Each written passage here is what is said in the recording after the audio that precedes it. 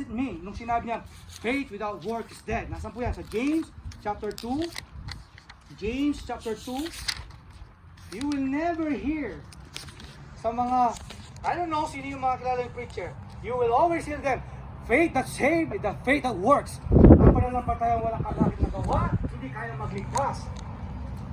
Now, here's the question. James 2, verse 14. Ano po? I want you to, gusto ko po maintindihan nyo, whenever you read a passage, kailangan maintindihan nyo, what is the context? Okay? In James chapter 2, verse 14 to 26, there's two contexts na makikita po natin dito. One is spiritual application, yung context niya. The second is physical application, yung po yung second context niya. These two contexts are different. Spiritual application means salvation. But when it comes to physical application, is your discipleship, the way you live your life by faith. Pakita ko po sa inyo na mali po yung tinuturo nila. Faith that saves, faith that works. Mali po yun. Ganyan po. Ganyan po natin. James chapter 2 verse 21. Doon po na tayo sa spiritual application. When it comes to salvation, ito po James chapter 2, the idea of faith without works is dead. It's true. Ganyan po. Totoo po yan. Without works, faith cannot save you. This is the context of spiritual salvation. Without works, faith cannot save you. Now here's the question. Whose work? Is it your work or the Lord Jesus Christ's work? Ha? Kaninong work po ang magliligtas sa atin? It is our faith and your works, or is your faith and the Lord Jesus' work? It's the Lord Jesus Christ, mga kapatid. He died, He was buried, and was again from the grave. He perfected the law. That's the righteousness of God. Ang tinutukoy po dito, pag sinabing faith without works, then in the spiritual understanding, in the spiritual context, our faith cannot save you alone. You have to believe on the Lord Jesus Christ with His finished work on the cross. So our faith, when it's matched with Christ's work, ang sabi po dito, James chapter 2:23, and the scripture was fulfilled. Abraham believed God, and it was imputed unto him unto righteousness. Teka kapatid, parang may nilaktawan ka.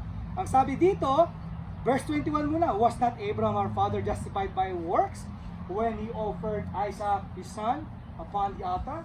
So, ang interpretation po nila dito, ang understanding po nila dito, yung righteousness na inilagay ng Panginoon kay Abraham ay yung ginawa niyang pag-offer sa kanyang anak. Tama po ba? Face value, kapag inintindi mo, yun ang ibig niya sabihin. But if you understand the context of salvation, salvation by grace through faith, it cannot be your righteousness. It's always be the righteousness of Christ.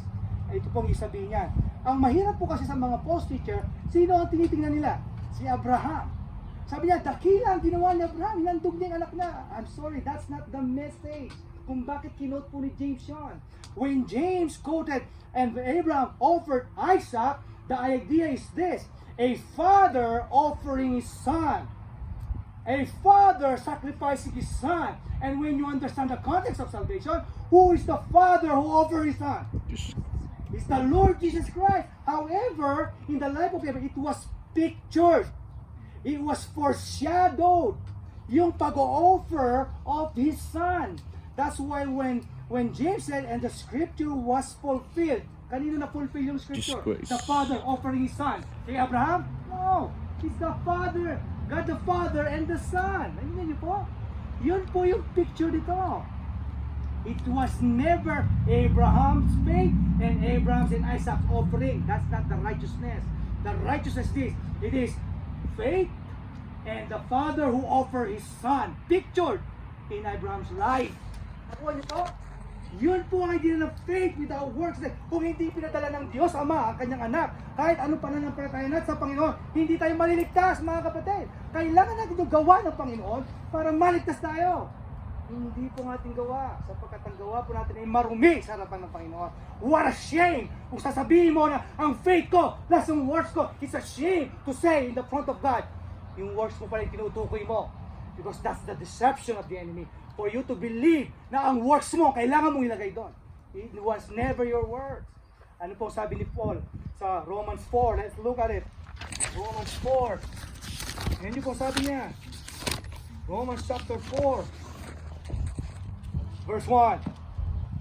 Ano pong sabi niya? What shall we say then? Nandun na po kayo? Romans 4. What shall we say then?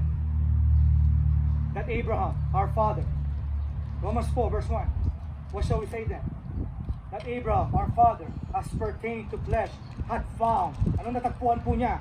For if Abraham were justified by works, he had whereof to glory. The word glory is pwede siya magmalaki. Ano po sabi niya? But not before God. You know why? Because God knows. God knows that the righteousness na nilagay sa'yo is the righteousness of my son. It was never you offering your son.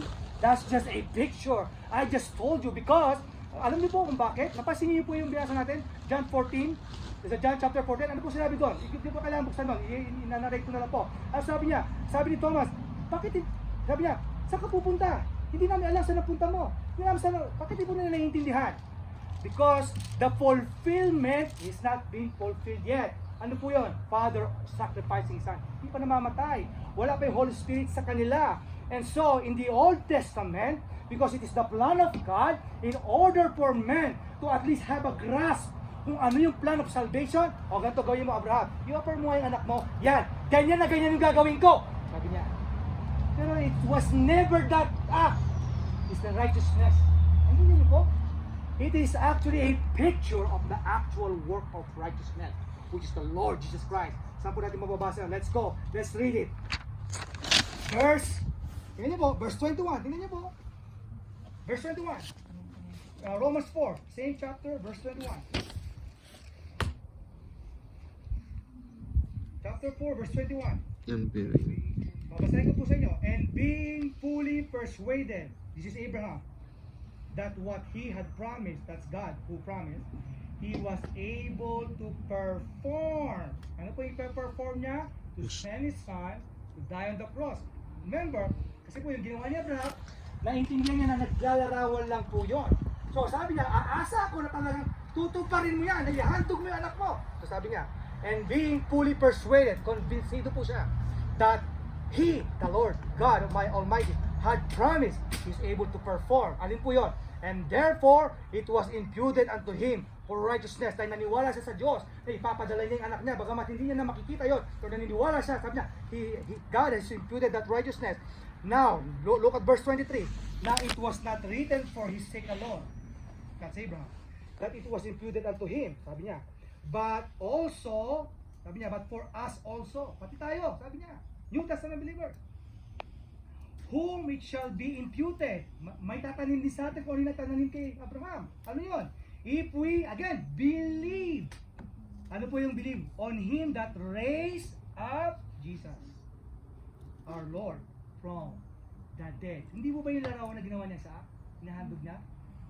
Hindi mo ba yung ginawa ng Panginoon? Hinandog niya yung anak niya? But today, when they read that James 2, kailangan mo yung faith mo, lagyan mo ng works mo. Kapag yung faith mo, nilagyan mo ng works mo, you're in hell. Why? Because your works cannot save you.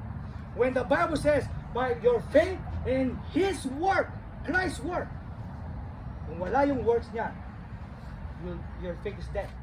Kaya po sabi doon even the devils believe. Kaya hindi sila maliligtas because God did not provide the works for their salvation. But to us, He sent forth His Son. That's the word. Naintindihan po natin? Don't let these false teachers say, okay, faith in your works. No. It is faith when it comes to the context of salvation. When it comes to spiritual application. James 2:14, when it says faith without works, it is your faith and Christ's work. Now, if Christ's work nandyan, wala yung faith mo, masasave ka? Hindi. Kung nandyan yung works, kasi vice versa po siya. You have faith, pero hindi naman pinadala ng Panginoon yung kaligtasan, yung work of righteousness of the cross. Maliligtas ka? Hindi. Pero kung pinadala ng Diyos yung works of salvation, hindi ka naman nanampalataya, ligtas ka? Hindi po. Tingnan po, Hebrews, it has a two-way understanding. Hebrews chapter 4. Hebrews chapter 4. I know medyo mahaba po itong pag-aaral natin, but it's gonna help you. It's gonna help you to explain further, to identify, para malaman nyo kung false doctrine ito narinig nyo, hindi. Hebrews 4, verse 2. Ano pong sabi dito? Hebrews 4, Verse 2. Ito mo sabi niya. But unto us was the gospel preached. What's the gospel? The death, the burial, and resurrection. Ang tawag po doon is the work of Christ for righteousness. But unto us that the gospel preached as well as unto them. But the word preached did not profit them. Hindi sila nakinabang. Bakit? Not being mixed with faith in them that heard it. You see, kahit narinig niyo po yung gawa ng kaligtasan, yung pagkamatay, pagkalibing ng ating Panginoong Kristo, kung hindi nilagyan ng pananampalataya, hindi nilagyan yung pananampalataya nyo, it's not gonna profit you. Ganon din naman po, kung nananampalataya ka, sinasabi mo, kailangan mong may gawin, it will not profit you because now you're believing a false gospel. Now, what is the physical application? Kanina, sinabi po sa inyo, spiritual application, tama? Ngayon, yung physical application, kailangan na hindi na same concept, two different contexts. When it comes to spiritual salvation, your faith and Christ's work. Without Christ's work, your faith is dead. Tama? But when it comes to physical application, it should be your faith and your works. Now, hindi na po pinag-uusapan ng salvation dito. It is your faith and your works. Ano pong ibig sabihin nito? Let's read it. James 2:14. Tingnan niyo po. James chapter 2 verse 14.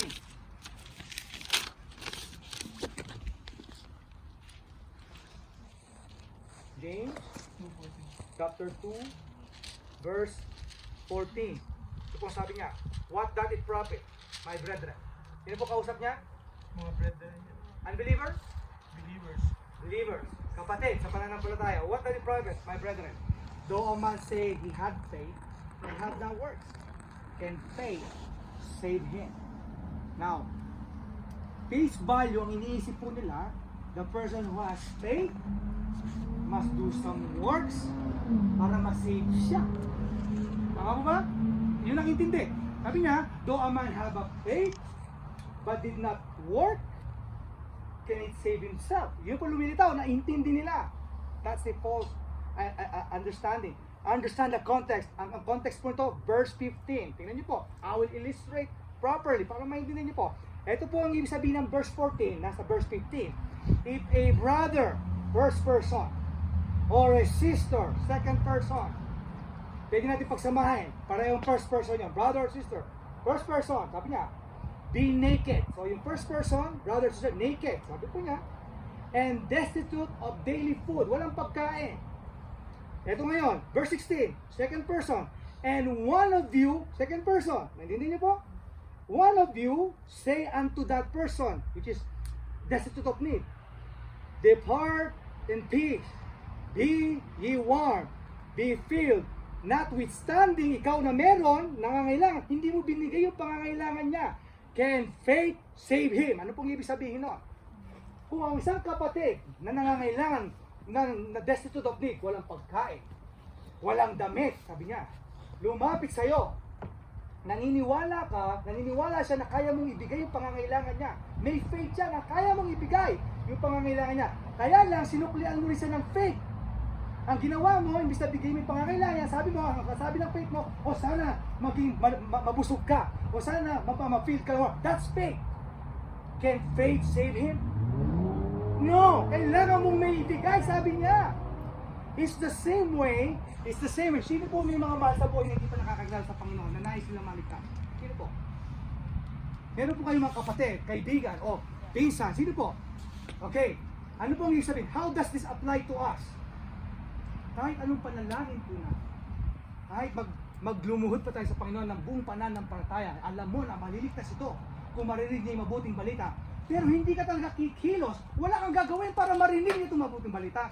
Your faith is dead. Bakit? Hindi siya maliligtas. Kasi wala kang ginagawa. Ay, hindi po? I can believe na maligtas ang aking neighbor with the gospel. But if I don't go outside and actually knock the door and say to him, here's the gospel, the word of God, maliligtas po ba siya? Can my faith save him? Ito po ang ibig sabihin dito sa James 2. Ay, hindi niyo po? James 2:14. It's never about adding works to your salvation. That's a false doctrine. Ganyan po gumagawa ang kaaway. Alam niyo bakit pinaniniwalaan nila yon? Kasi yung mga nagpipreach, mga kilalang theologians, mga kilalang preachers like John MacArthur, John Piper, ano po? Pag yan ang mga nag-preach, faith cannot get you to heaven alone. That's right. Pero ang sasabihin niya, you have to do something. That's the false. It is the Lord Jesus Christ's work para pumapunta tayo sa langit. Salvation is never adding works from the sinner. Wala kang kailangan idagdag, mga kapatid, mga minamahal. Kapag dinagdag mo po ang works, obedience of the law, Christ's salvation is not applied to you. And it's a danger. Alam po ang mangyayari kapag ganun na nangyari? The moment na mamatay yung mga tao, akala nila ligtas sila kasi sinwatawag sila sa pangalan ng Panginoon, they will be in the shock of their lives. Sa araw na sila mamamatay. Ano pong mangyayari sa kanila? Go to Matthew 7. Ito po yung context nito. Because they believe they need to do something. Go to Matthew 7. Ito po yung context nito. Maraming gumagamit ito pero hindi natin yung context. Matthew chapter 7 verse 21. Ano pong sabi dyan? Yan po ang mangyayari sa kanila. Because they think faith needs to add works. Anong mangyayari po? Not everyone. Nandun na po kayo? Verse 21. Ha? Sabi nila, faith that works save. Mali po. Faith and adding works cannot save you. Ito po mangyayari. Verse 21. Not everyone that say to me, Lord, Lord, shall enter into the kingdom of heaven, but he that doeth the will of my Father in heaven. What is the will of the Father in heaven? Pause lang muna tayo. What is the will of the Father in heaven? John 6:40. Usahin po natin. What is the will of the Father for us to enter into the kingdom of God? What is the will? Faith plus works? No. Hindi po. John 6:40. Let the scriptures compares to scriptures. John 6:40. Basahin po natin. John 6:40. Ito po yung will of the Father for you to enter into heaven. John 6:40. Nandun na po ba kayo? Amen. John 6:40. Ito po yung will of the Father. And this is the will of Him that sent me. The purpose of the Father, why He sent His Son, this is the will, that everyone which seeth the Son and believeth on Him. Sinabi po, and believeth and repentance of sin. Yung po sinabi? Believe and turn away from sin. Yung po ba sinabi? No. The will of the Father is this. Whoever see the Son and believeth on Him had everlasting life. Now, let's go back to Matthew 24. Ano po nangyari sa kanila doon? Because they believe a corrupted gospel. They believe a corrupt faith plus works. Ano po sinasabi nila ngayon sa Panginoon? Matthew 7 verse 21. Tuloy po natin basahin. Ito po sabi nila, not everyone that say to me, Lord, Lord, shall enter into the kingdom of heaven, but he that doeth the will of my Father which is heaven. Ito po sabi nila, but many will say to me in that day, Lord, Lord, have we not prophesied in thy name? Is that a good works? Yes. It is a good works. Again, ano po ang sabi nila? Verse 22. Then he will say to me in that day, Lord, Lord, have we not prophesied in thy name? Faith plus word. And in thy name has cast out devils. Faith plus word. And in thy name have done many wonderful. Faith plus works cannot save you. It's a very dangerous doctrine. Kung hindi po tayo aware. And then po? They have all the evidence of their good works. Bakit nireject sila ng Panginoon? Because the will of the Father is this, is that you put your trust in the finished work of Christ. Nakakatakot po yung mga ganitong doktrina sapagkat it's very deceiving. Ang akala ng naniniwala, nakatayo siya sa kaligtasan at sa araw na mamatay siya, nagugulat siya, bakit di kami makapasok? Di ba, nanampalataya kami, ginawa namin to? Di po ba yan na pinipraise niya? Wala na palatayang walang gawa. Ligtas ka ba? Baka hindi ka ligtas, kapatid. Baka kapatid, walang pagbabago sa buhay mo, kapatid. Baka hindi ka ligtas. Because those preachers, hindi nila naintindihan ng gospel. They're preaching to faith plus work gospel. However, tonight, ano po sabi ko sa inyo, there's two contexts of chapter 14. The first context is this. The way to become the child of God, the way to become the son of God is through the Lord Jesus Christ. He said, I am the way, the truth, and the life. No one comes to the Father but by me. And the second context, dito po yung second context. Ano po sabi? Obedience to Christ is the way to the Father's love. Yung pong salvation po ba, pag tinanggap natin yung offer of God's love, Father's love na po ba yan? For God so loved the world. Is that a Father's love? Hindi po. Kasi hindi ka pa anak eh. Pag-ibig po ng Diyos sa mga nilikha niya. Ang ino-offer po niya, kaligtasan sa mga nilikha niya. But after you get saved, your position become a son. Kapag son, naging son ka na, nandun na po ba kagad yung pag-ibig ng Ama? Halimbawa po, nag-iisa lang yung anak ko. Ama? Wala po akong ibang anak, isa lang. Unless may biro lang. May isa lang po ang anak. Pag nagpakala sa'yo kapatid mo, kamalihan. Okay, isa lang po ang anak ko. Sabi ko, ko, gusto ko ng extra pang mga anak. Pag-aampun tayo, maghanap ka. Kung sino yung napili mo, aampunin ko. Alokin mo. Pag tanongin mo siya, kung gusto niya maging anak ko. Yun po sinasabing, God's love to an unbeliever.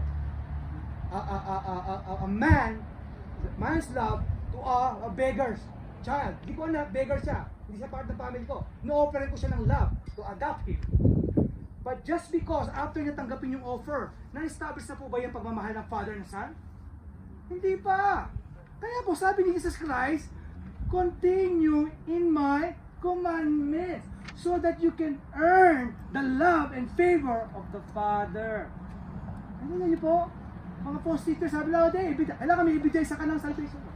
Ang anak ko po ba kailangan niya maging mabuti sa akin para mapatunayan niya anak ko siya? Nakukuha niyo po yung ibig sabihin? The false teacher who say, oh, if you don't have change of life, hindi ka nagbili ko sa Panginoon, baka hindi ka anak. Ginawa nilang ebidensya, that's wrong. When you are saved, you know the doctrine of salvation. The moment you get saved doesn't mean you have the Father's love. Sabi niya, itong gagawin niyo. Pag alis ko, sabi niya, gawin yung ginawa ko. Continue in my love, that the world may know. Sabi niya, that the world may know. Hindi sinabing that the Father may know na anak kayo. No, that's the false idea. Ang sinasabi po that the world may know that you have loved the Father, just like what I did. Kasi po, kahit ang Panginoong Jesus, nung bumaba sa lupa, hindi lang po siya nasa loob ng church. Hindi lang po siya nasa loob ng isang Bible study, kumakanta, hallelujah. Hindi po, lumabas siya. Nangaral siya. Ipinahagi sa tangang Panginoon. Na-persecute siya. Nagutom siya. So that he can tell the world that the Father is in me and the love of the Father is in me. Just as the Father commanded me, so I command you. Go out and preach the gospel. Continue in my love. Because, bakit po pinoconsider ng love ito? Again, this is the application sa buhay natin. Bakit po love ang consideration pag sinabing, if you obey me? Ito po yan. We know that hindi natin kailangan gawin yan. Kaya hindi natin pagliguran ng Panginoon. We are saved according to the Bible, according to His Word, without the words. Kahit hindi mo na kailangan gawin yan, alam ng Panginoon na hindi mo na kailangan gawin yan, alam mo rin na hindi mo na kailangan gawin yan, pero the moment na ginawa mo pa rin, ang sabi ng Panginoon, that's love. Kasi alam mo hindi mo naman kailangan gawin, pero ginawa mo pa rin, now I know you love me. Intindihan niyo po? Kapag ang anak ko, sabi niya, mahal niya ako, pero ayun sundin yung sinasabi ko sa kanya, mahal niya po ba ako? I can only appreciate the love na sinasabi niya kapag ayaw niyang ginagawa niya, pero gagawin niya for the sake ng sinabi ko. I said, you love me. Sa laban. Yan po ang ibig sabihin nito. Hinahanda niya po, hindi po para i-testing sila kung talagang anak sila ng Panginoon. That's a false doctrine. Kaya po lagi naiisip ng tao yon, kasi yung mga theologian na nagpipreach na sa mga TV na kilala, sinusunod nila. But the Bible says, the way to become a son is believe on the Lord Jesus Christ. The way to the love of the Father is obedience to the Lord Jesus Christ. Ano pong mangyayari kapag hindi mo na-earn yung love ng Panginoon, ng Ama? Sabi niya, obey me. Kung hindi mo sinunod ang Panginoong Jesucristo, anong kabaliktaran nun? Tatapong ka ba ulit sa impyerno? Tinuturo ba ng Bible yun? Hindi po. Let's go to Hebrews. Ganon din po. Hebrews, chapter 10, hindi maintindihan. Hebrews 12, verse 6. Ito po sabi niya. Again, if you obey my commandments, the Father will love you. You will earn the loving favor. Kapag hindi mo sinunod, pag-ibig pa rin naman. However, yung pag-ibig nito is a disciplinary chastisement love. Yun po. Verse 6. Hebrews 12, verse 6. For whom the Lord, here's the key word, loveth. He chasteneth and scourgeth every son who? You see, in the Father's love, there's two things. The love that blesses and the love that disciplines. It's not because to prove that you're saved. That's a false doctrine. Hindi mo kailangan magpakita ng evidence.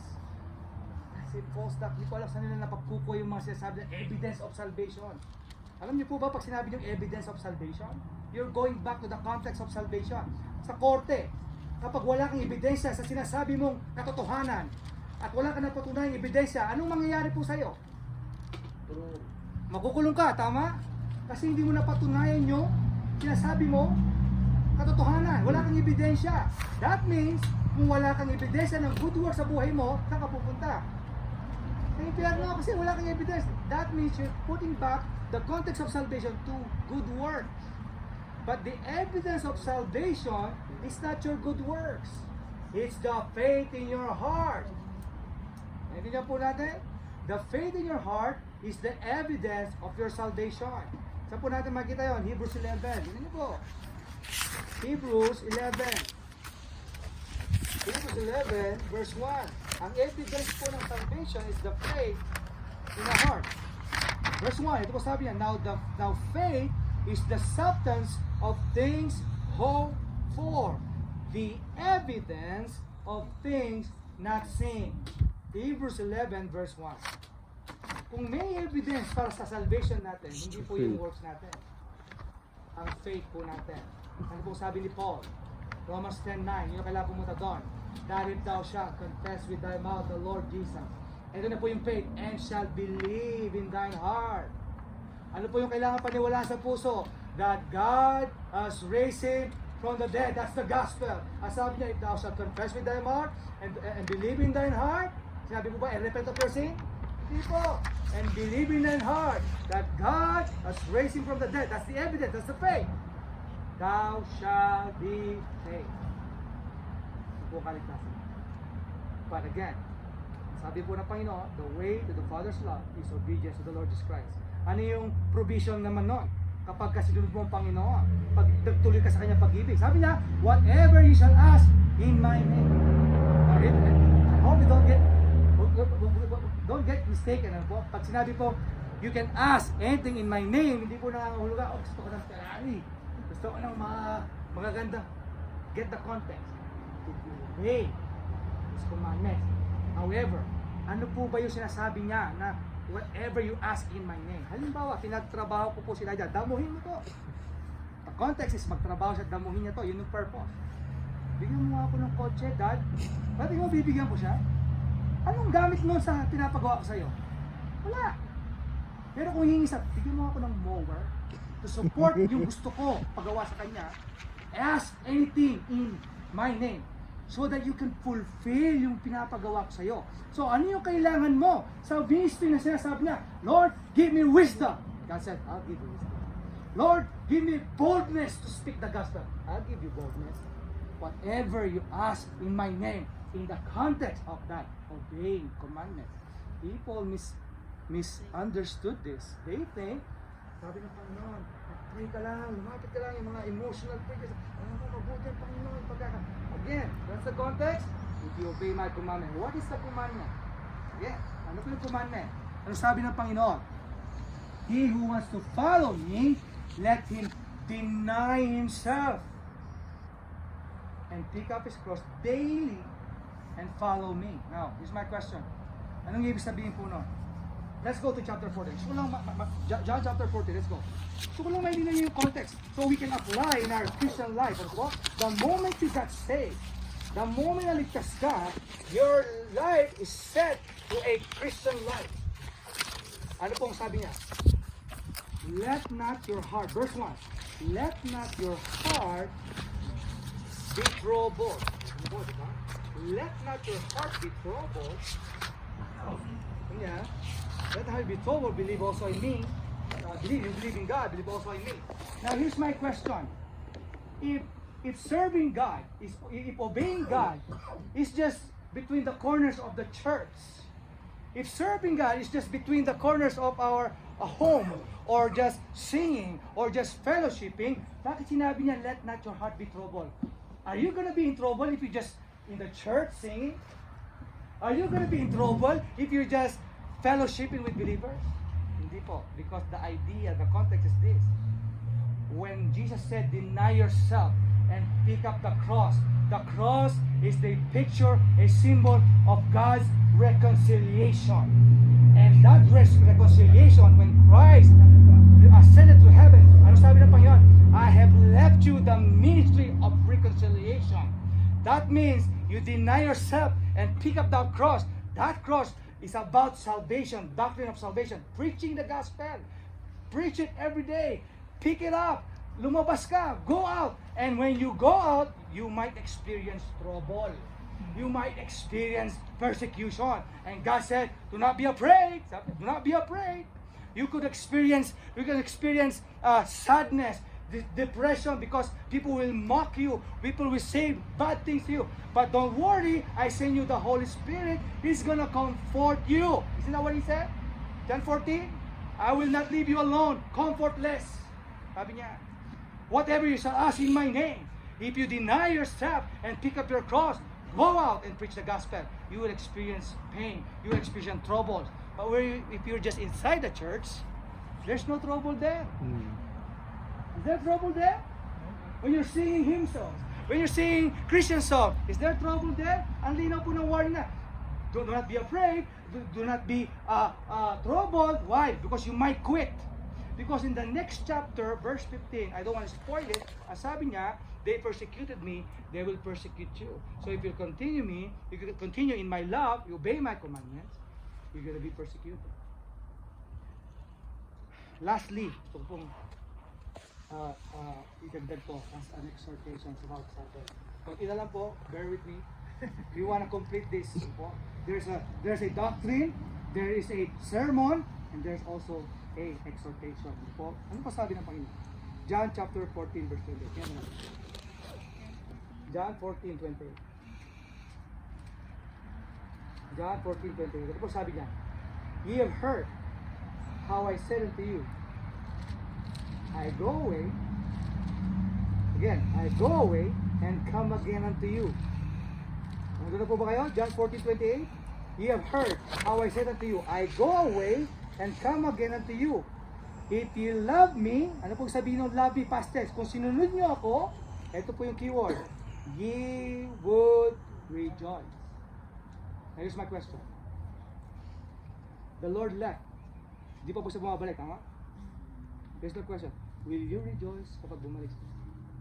Sabi niya, if you love me, what's the equivalent of loving Jesus Christ? Denying yourself. Following His commandment. Here's my question. Is the commandment just inside the church? Will you experience trouble? No.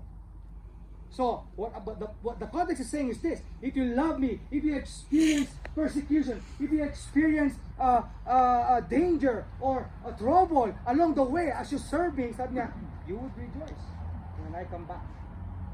Now, here's the question: are we gonna rejoice when Christ comes back? How many soul na po yung naabot natin ng salita ng Panginoon? The Bible says, I have left you the ministry of reconciliation. Iniwan ko sa inyo. Yun din po yung context doon sa chapter 15. You are the branch. The tree went up in heaven. Tayo na iwan mga branch. Kaya if you remain in me, you will have fruits. Here's a question. Ang fruits po, hindi po tayo ang nagpuproduce, ang Panginoon, mga kaluluwa. Pero when we labor, when we obey the Lord Jesus Christ, God says, I can provide fruits. But because you don't labor, hindi makapagbigay ang fruits ng Panginoon. Gusto kang bigyan ng 10 kaluluwa ng Panginoon para magkaroon ka ng mga kaluluwa na ligtas.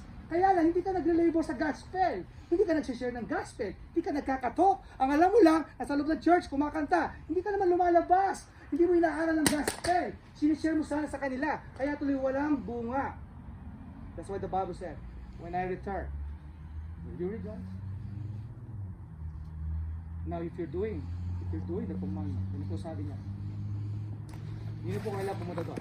Lastly, ito po sabi niya. Matthew 5 verse 11, ito po sabi niya. Blessed are ye when men shall revile you and persecute you and shall say all manners of evils against you falsely for my name's sake. And rejoice, the Bible says. and be exceeding glad, Amen. for great is your reward in Amen. heaven. Amen. Amen. See, the way to the Father's love is obedience to the Lord Jesus Christ. And to obey the Lord Jesus Christ is not confined inside the corners of the church. It's outside. It's reaching the people. Now, hindi ko marunong mag-share ng gospel, kapatid eh. You can partner with us. Every Saturday we go sowing. You can be a partner, silent partner, para po makita nyo paano mag-share ng gospel. At kung handa ka na mag-share ng gospel, we can show you the systematical way of sharing the gospel, and you can see people get saved every week. People accepting the Lord for salvation, getting people saved. Kahit ano pang lahi yan. And God says, you will be happy when I come back. Alam niyo po, ano naranasan ng mga tao na share ng gospel? They would accuse you na baka nagnanakaw ka. They would, ang pakiramdam mo parang ipapahabol ka sa aso. Sisigawan ka. Ano yung sabi sa akin last time? Sabi niya, kung ang langit, nandun ka lang din, ayoko na pumunta doon. Imagine, I want to share the gospel. Sabi mo sa akin, ayaw mo ko makita. But the joy is this. There are people who are willing to hear, who Amen. want to know how to get to heaven. And then the Lord says, I'll give you proofs. You know what? Sarap po ng pagkakataon na may bahagi ng salita ng Panginoon sa mga tao na liligaw, because it's the mission of the church dito po sa lupa. The Bible says rejoice and be exceeding glad, for great is your reward in heaven. For so persecuted they the prophets which were before you. Purido. Tayo po'y manalangin. Panginoon, salamat po sa oras na ito sa India. Salamat po sa iyong mga salita namin na pag-aralan. Salamat po for giving us the understanding, the deeper understanding of salvation, the deeper understanding of repentance, the deeper understanding of because our faith without Christ's work is dead. It's never about our works. It's never about what we can do. It's always about what Christ has done on the cross of Calvary. Amen. Thank you, Lord, for that wonderful gift that you've given us. And if there's a person today, huwag pong hayaan na ang gabi ito matapos kung hindi mo pa natatanggap ang kaligtasan, kung hindi mo pa po natatanggap ang buhay na walang hanggan, kung naniniwala ka dati na akala mo kailangan mo mag-repent of sin, na akala mo kailangan magdagdag, I am telling you, the salvation is not applied yet to you.